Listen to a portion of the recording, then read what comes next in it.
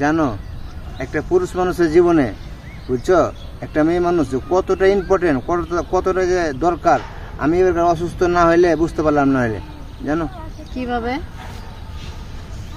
কিভাবে? যেমন আমি অসুস্থ পড়ছি, তুমি আমার স্ত্রী, তুমি আমাকে ফেলে ছেড়ে যেতে পারো না, ঠিক আছে না? আমি বাথরুম গেছি, আমার ধরে ধরে নিয়ে গেছো, মুততে গেছি, আমার ধরে ধরে নিয়ে গেছো, আমার এক হাত আমার এক পা প্যারালাইজ, আমি কত কিছু করতে পারি না, তুমি আমার সাহায্য করছো। যদি তুমি আমার বউ না হয়ে আমার নিজের মার পেটে বউ না হইতো, এত কিছু করলো না হইলে 2 দিন করতো, 5 দিন করতো, 1 সপ্তাহ করতো, ঠিক আছে, দিয়ে খাসতে দিত, হ্যাঁ। আর মা তো নাই, মা তো পৃথিবী থেকে নেই, মা তো করে কিন্তু মা তো নাই।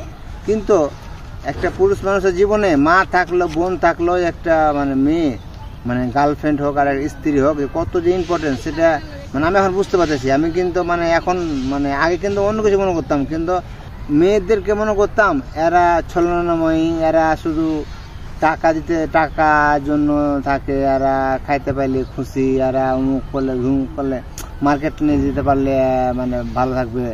কিন্তু না, দেখলাম আমি তো গত 4 মাসে মার্কেটে দূরে থাক, আমার পরিশ্রম করতে করতে তোমাকে সময়ই নাই, রান্না বান্না খাওয়ার সময় নেই, আমার পিছিয়ে তোমার পরিশ্রম করতে হবে। আসলে আমি মানে খুবই কৃতজ্ঞ তোমার মতন এরকম একটা বউ পায়, জানো। সত্যি এতদিনে তাহলে শিকার যাইতেছো?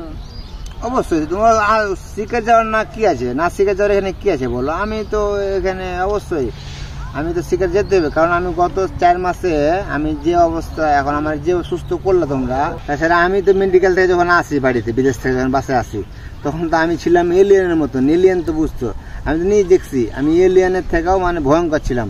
আমার চেহারা, মুখ, চোখ ঢুকেছিল, একদম গাথা ঢুকেছিল, হ্যাঁ। সেই মানুষকে তোমরা সুস্থ করছো, মাশাআল্লাহ, আলহামদুলিল্লাহ, আল্লাহর কাছে লাখ কোটি শুকর আদায় করি, আমি সুস্থ হয়েছি, তোমরা সেবা করছো আমার, ঠিক আছে। কিন্তু আমি তো ভুলবো না যে আসলে এখন মনে করছি একটা মেয়ে মানুষ, একটা পুরুষ মানুষের জীবনে কতটা ইম্পর্টেন্ট আমি এদেরকে বুঝতে পারছি। সত্যি এটাও আমি অস্বীকার করার কিছু নেই ভাই। না না, তোমরা তো মনে করতা সবসময় মেয়েরা মনে হয় কোনো কাজেই আসে না, বুঝো না? মেয়েরা খালি ধরো যে মার্কেট করতে, ফুর্তি করার লাগে মনে হয় স্বামীর কাছে থাকে। কিন্তু সব মেয়ে তো একরকম না, পাও সব মেয়েরে তো এক পাল্লা দিয়ে মাপলে হইব না। কয় যে একজনের সমস্যা কিন্তু 10 জনের সমস্যা হয়, বুঝছো? এখন আর কি কম, তুমি তো বুঝতেই পারছো যে আমরা ছাড়া যে তোমরা অচল, একটা মেয়ে ছাড়া ছেলেরা একদম অচল। তুমি এটা তোমার মানতে হইব, স্বীকার করতে হইব, ঠিক আছে? যতই কিছু কর না কেন, একটা ছেলের জীবনে একটা মেয়ের যে কতটুকু প্রয়োজন তুমি এখন বুঝতে পারছো, আশা করি। বেশি হলো না? না, বেশি না। তুমি এখন দেখো, তুমি নিজে প্রশ্ন করে দেখো যে তোমার জীবনে আমার কতটুকু অবদান আছে। তুমি এটা নিজে প্রশ্ন করে দেখো। আমগো মেয়েরা ছাড়া তোমরা একটা সেকেন্ডও চলতে পারবে না, ঠিক আছে? দেখো, বাচ্চা কাচ্চা পালি আমরা, সংসার সাজাই আমরা, তোমরা কিন্তু পারবা না। একটা সংসার সুন্দর করে সাজাইতে গেলে একটা মেয়ের প্রয়োজন, ঠিক আছে? মেয়ে ছাড়া তোমরা কোনোদিনও পারবা না গুছায় সংসার রাখতে, বাচ্চা কাচ্চা। এটাকে তোমার মানতে হইবে, তুমি যত কিছুই কও। কিন্তু এই কথাটা তুমি আগে মানতা না, এখন মানতাছো। মানে বিপদে পড়ছিল, অসুস্থ হয়েছিল, তখন বুঝতে পারছো যে তোমার জীবনে তোমার স্ত্রীর কতটুকু মূল্য। কিন্তু তুমি এই যে কথাটি কইলে একটু বেশি কইলা না? বেশি কি কম করলাম আমি নিজে জানি না, কিন্তু কথাটি আমি একটা বলি নাই, বুঝছো? সবই সত্যি কথা। সুযোগে সদ্ব্যবহার, বাহ, এই মাত্রই তুমি প্রশংসা করলা, আর এখন মানে পিঠটা উঠাই দিলা। আসলে ছেলে মানুষের মন মানে গড়ির কাটার মতন, ঘুরতে সময় লাগে না। কিন্তু এটা তো বাস্তব। তোমার একটু মানে তারিফ করছি, মানে একটু তোমার সুনাম করছি দেখে তুমি একবারে মানে মাথা উঠে গেলা।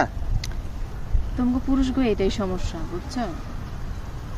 মানে একটু ই করে তারিফ করে নিবা, তারপরে যদি মেয়েরা কিছু কইতে যায় তখন মানে পুলটি খেয়ে নেবা সাথে সাথে, বুঝছো? এটাই তোমাকে সমস্যা। না না, আমি তো তোমাকে পোল্ট্রি খাওয়ার কথা কই নাই। এই কারণেই ধরা যায় কত মেয়ের আছে যে তোমাকে মতন ছেলে করে ফালাই রেখে জায়গা, তোমাকে ব্যবহারের দোষে, কারণ নাম পায় না তো, এই কারণে। এখন বুঝতে পারলাম যে তুমি আমার এই কথাটি কইলে পাম দেওয়ার লাগে নাকি? পামের কি আছে, মনের থেকে গাও নাই। দেখো এখন কি কথাটা বেশি হইতেছে না, বাড়াবাড়ি হইতেছে না? বাড়াবাড়ি না, যেটা কইছি আমি সত্যি কথা কইছি, বাস্তব কথা কইছি। যা থাকবো না। আমি গেলাম গা, থাক। যাও গা। হাট। মানে এখন সুস্থ হয়ে গেছো তো, এখন চোখ কান খুললে গেছে তো, এখন তো যাইবাই।